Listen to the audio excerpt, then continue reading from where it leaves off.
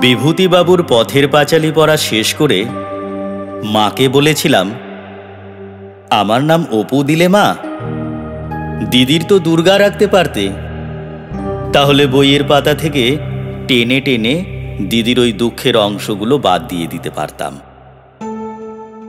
মা গম্ভীর হতো, বলতো, আহ, বিরক্ত করিস না, যা। দিদি এ পাড়া ও পাড়া ঘুরে বেড়াতো, জঙ্গলে দঙ্গলে আম জাম লিচু নিয়ে আসতো ফ্রক ভর্তি করে। চুপি চুপি আমাকে ডেকে এনে বলতো, ভাই একটু নুন আর তেল নিয়ে আয় তো, কুলগুলো থেতো করে মাখি। আমি মুখে শব্দ করি, দিদি তুই ভুল করছিস, ওইটা কুল নয়, কচি আম ছিল রে। দিদি আমার মাথায় টোকা মেরে বলতো, এই আবার তোর বইয়ের পোকা নড়ল তো।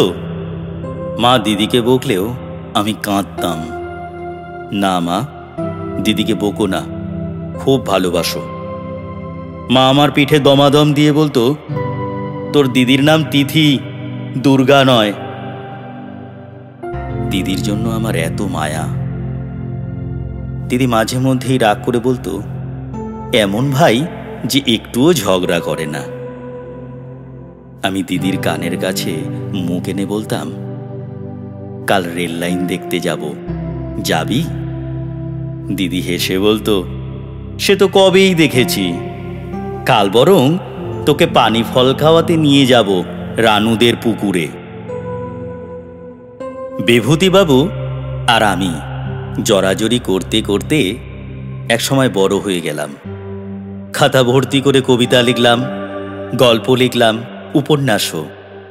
দিদিও বড় হয়ে গেল, তার কোনো ম্যালেরিয়া হলো না, খুব সুন্দর একটা বিয়ে হলো। নতুন জামাইবাবু আমায় বললেন, ভাই অপু, তোমার দিদি তোমার দুর্গা দিদিই থাকবে, মন খারাপ করলেই চলে এসো, যেদিন খুশি যখন খুশি। দিদি নয়, আমার হলো। একটু একটু করে খারাপ হতে হতে আমার দুটো কিডনি নষ্ট হয়ে গেল।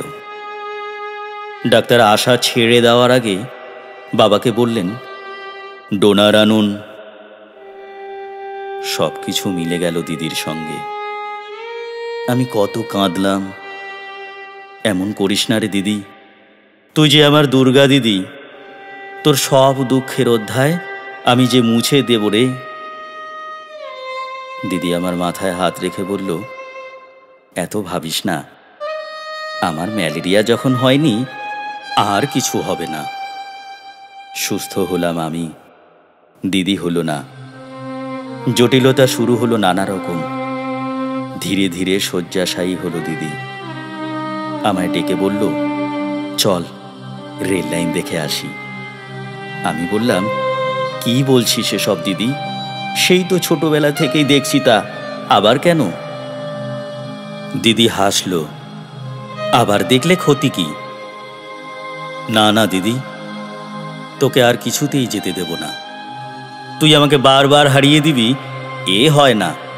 তাছাড়া তুই তো দুর্গা নোস দিদি, তুই তো তিথি। শেষের সে তিথি সত্যি এলো খুব তাড়াতাড়ি।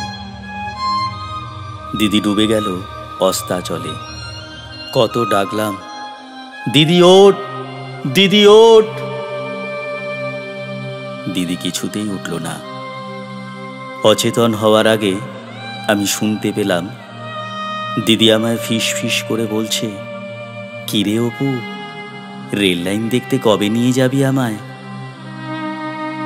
আমি আর কোনো জন্মে আমার কোনো মাকে বলিনি দিদির নাম দুর্গা রাখার কথা।